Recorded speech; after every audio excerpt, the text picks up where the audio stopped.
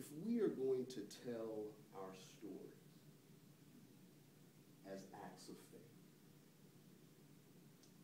then one of the things that we have to recognize is that if it's an act of faith, that means that we're going to make claims that weren't made before, that possibly haven't been made before. And we're going to see things that possibly those who came before us did not see.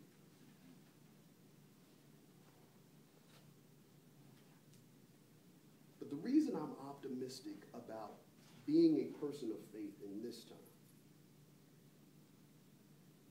the reason this idea is running through my head is because this week I ran across TEDx Atlanta. And on Tuesday, they're having their most recent TEDx in Atlanta. And the theme for it is reasons to be optimistic. Reasons to be optimistic. The reason I'm optimistic about being a person of faith is because at this point in history, the story is now ours to tell. We are not bound by what our parents and their parents and their parents understood about God. We hold that as beauty and truth and important. But we also hold that in tension with what God is showing us about God now. It's our story to tell. And we're going to make some claims that maybe people haven't made before. And we're going to see some things that perhaps others didn't see. And this is not a new dynamic. This is actually a rather old dynamic. And now I'm speaking to my little people. Melvin, come here. I'm going to let you draw on. So there's a story about a guy named Abraham. Do you know Abraham? Yeah. You know Abraham, Jay? You know Abraham at all? Yeah, there's a story about a guy named Abraham. Abraham's really important for people of faith, particularly people of faith in the way of Jesus, because Abraham is called the father of the faithful. Say that. Father of the faithful. Father of the faithful, right? But Abraham, the story of Abraham doesn't start with Abraham. It actually starts with his daddy. So there was a guy named Terah. Terah lived in the land of Ur, and Ur was a part of this ancient civilization called, and I'm going to say it wrong,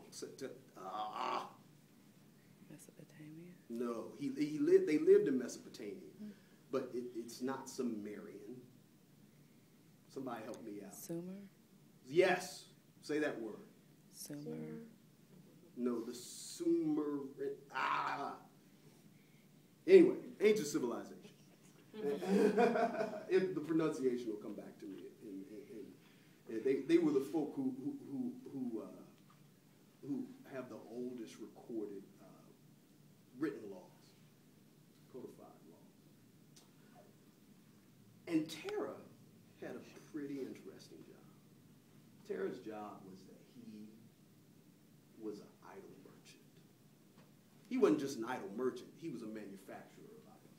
At least this is the part of the story. We don't get this story, actually, this part of the story from the Bible. We get this part of the story from some Hebrew midrash. Rabbi Haya tells this story. So Terah was a part was a merchant, and he sold idols.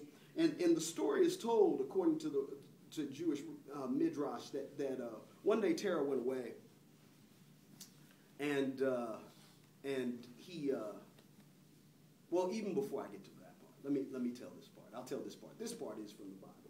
Terah was going about his business. He was just living, right? Just living life, just doing his thing. And God came to Terah. And God said, Terah, I want you to leave your home in Ur.